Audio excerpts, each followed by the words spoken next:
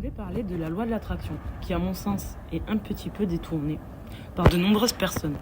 Par exemple, si quelqu'un subit quelque chose de très malchanceux dans sa vie, il y a beaucoup de personnes spirituelles qui détournent ça parce que la personne en question aurait une mauvaise loi de l'attraction. Alors, ma théorie là-dessus, et j'aimerais bien avoir vos avis, parce qu'elle est tout autre.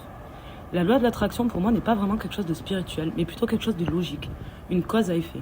Et en aucun cas, elle déterminerait une agression, un viol, un attentat ou quoi que ce soit. Par exemple, ma théorie là-dessus, ça serait que... Alors, je me réfère à l'alimentaire comme exemple. Si demain, ma loi, c'est de manger que du sucre, mon attraction probable, logique, en fait, ça sera de développer peut-être un diabète. Si demain, mon attraction était de choisir que du soda, dans quelques années, l'attraction probable de cette situation serait d'avoir des problèmes aux reins. Et c'est une question de cohérence en fait.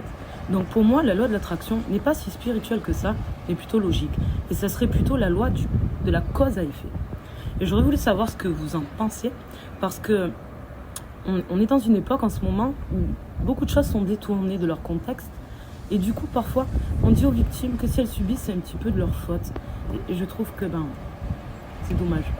Qu'est-ce que vous en pensez, vous, sur cette fameuse loi de l'attraction spirituelle, qui pour moi, ce serait plutôt une logique de cause à effet. Par exemple, je peux vouloir me visualiser toutes les nuits avec mon 1m80, et n'empêche que tous les matins, je vais me lever avec 1m64, même si je me suis profondément visualisée. Donc, elle ne peut pas, je pense, et je peux me tromper, ceci n'est qu'une théorie et pas une véracité, marcher dans tous les contextes. Voilà pourquoi moi je l'appelle la loi du cause à effet. Pour moi, c'est pas vraiment de la spiritualité, mais de la logique.